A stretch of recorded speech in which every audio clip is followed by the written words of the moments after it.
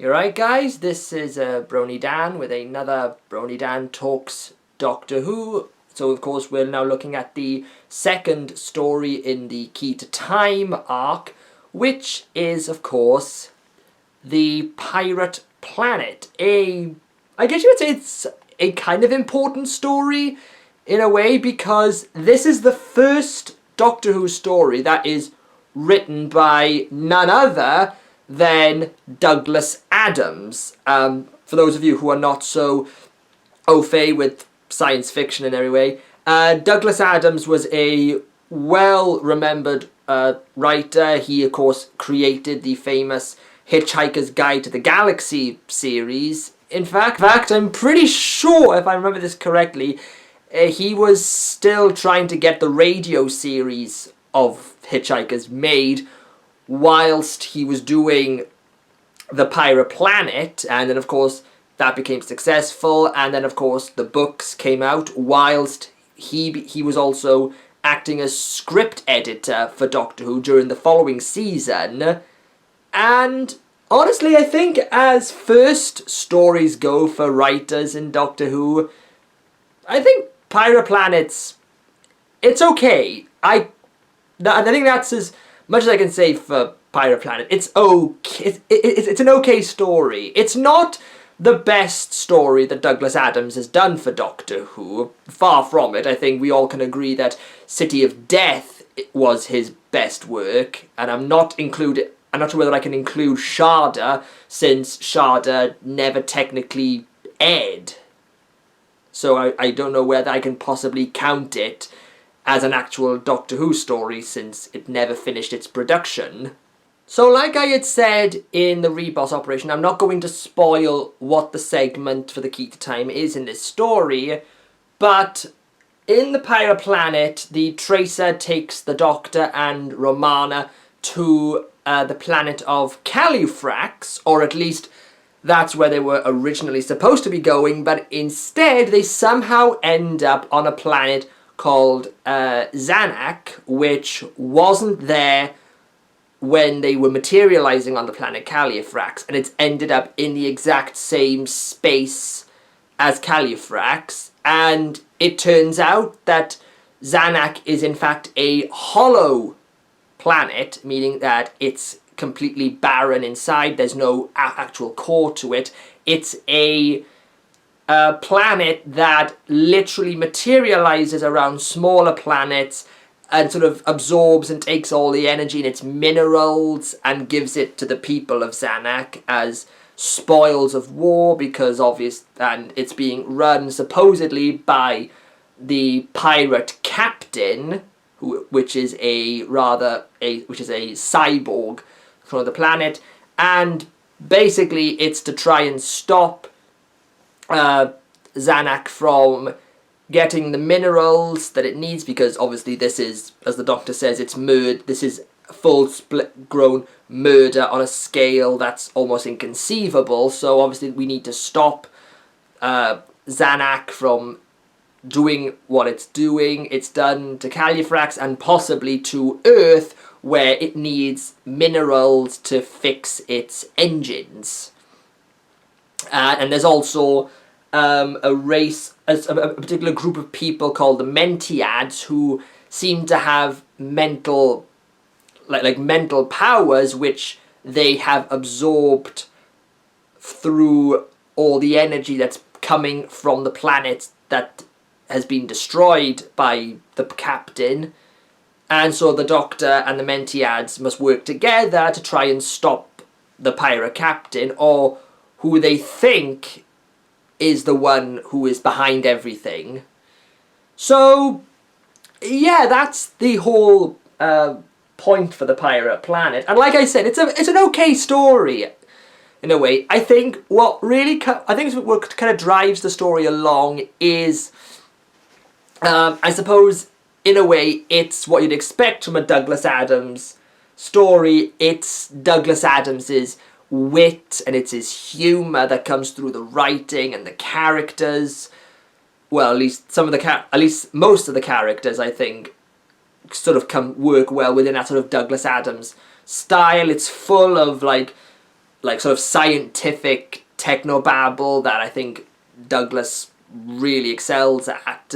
Particularly, like, again, I haven't read Hitchhikers in a while, but a lot of the science that he uses in Hitchhikers is sort of comes up again in the Pirate Planet. There's a lot of stuff as well, like the corridor that doesn't, that, you know, everything moves around you, you don't move. That is, it's like the entire room and like the corridor that moves and excels you to your destination. I think that's kind of based on like science.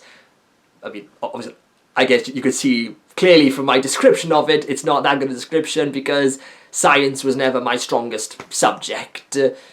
But like I said, it's full of that wit that I think Douglas Adams was known for at this point. Like, there's some classic lines, like the Doctor saying, I'll never be rude to a nuclear... I'll never be rude to a particle accelerator again, when he's racing down the corridor. I think my favourite line is at the end of the episode when they're trying to jam...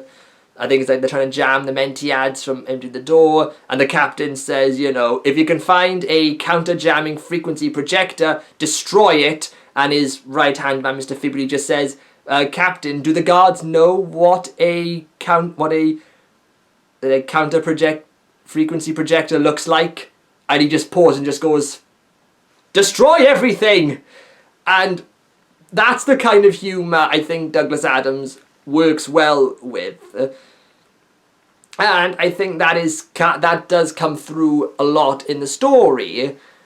But I think mostly aside from that, it's a very interesting high concept story that I often think sometimes it's a bit too big for Doctor Who in a way, because I think like this is a really, these are the longest episodes in all of, as in classic Who. I think every episode like goes past the the allotted 25, like 22-minute mark of the story. I think most of these go well into like 26 or 27 minutes long because there's just so much in it.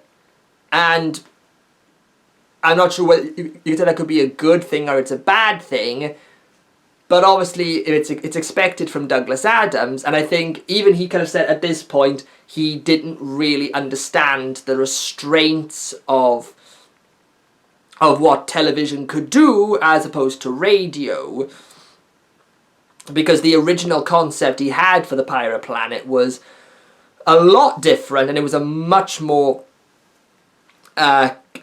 complex story. He still had the hollow planet idea, but there was like a much more elaborate ideas to it. There were more characters in it, and I think it was quite overwhelming. And this is a very different story from what we've expected from, at least from Doctor Who at this point, because this is a balance of again that sort of surreal, weird humour mixed with the hardcore science. And I think in some cases when Douglas Adams is at his best, he can do that very well. And while I think Pirate Planet does it on a lower level, I think. It knows how to balance it, but I still think that Douglas Adams was still a bit uncomfortable about what exactly he could do on television, and just chose what were the best things about the story, and obviously just thought, I'll work with that as well. I also enjoy, like when I said that some of the characters are interesting, I mean they're more entertainingly interesting. Obviously I love the pirate captain. He is, like, if you thought the Grafin Decay in Rebos was over the top, then the pirate captain goes way over that, and it's an iconic design for the pirate Captain. Like, it's that weird, like, classic cyborg look, and I think the actor who does him, I think it was Bruce, I can't remember his last name, it's Bruce something. He, like, I think he goes completely full out with the story. Like, he knows what he's meant to be playing, and he goes full force with it. And of course, you've got his like the right hand man, Mr. Fibuli, which of course we always know that's Mr. Fibuli because of the way the pirate captain cries out for him every time. Just his Mr. Fibuli, and that, like, and he's quite a funny. Well, I would say he's a very funny character in his own way, that he's just a sort of snivelling little, kind of like, 1,000 apologies, sir, of course, your worship and all that sort of thing. That's funny. And there's also, you got some really iconic moments within Pirate Planet. Like, we have that famous scene of K9 battling the pirate captain's sort of parrot, was it the Avatron? Like, you have that, he fights that. You have the Doctor throwing his jelly babies at the guards to get inside the hover cars, which we've now noticed are not jelly babies in this story. They're licorice all sorts. Don't know why they're licorice all sorts instead of jelly babies. Maybe they couldn't get them. But like I said, it's a very interesting story. A lot of classic moments that sort of define the Tom Baker era, especially at this late stage. And it's, like, again, it's a very interesting story from what we got from it. But, like, I guess there were some points in the story where I was a little bit thinking, have they really thought this through in a way? Because there's a moment at the end of the story where they figure out how to get all the planets back from what Zanuck has absorbed, and they say, you know, they're all gonna exist in the same space within the hollow sphere of the planet, and that's gonna, for some reason, that burst of energy is gonna release all the planets.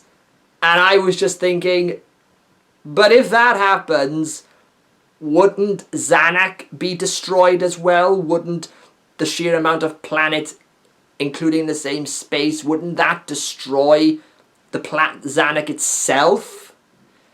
And I don't know if that was explained properly, or maybe, like, again, because I'm not really into science, I just didn't follow it.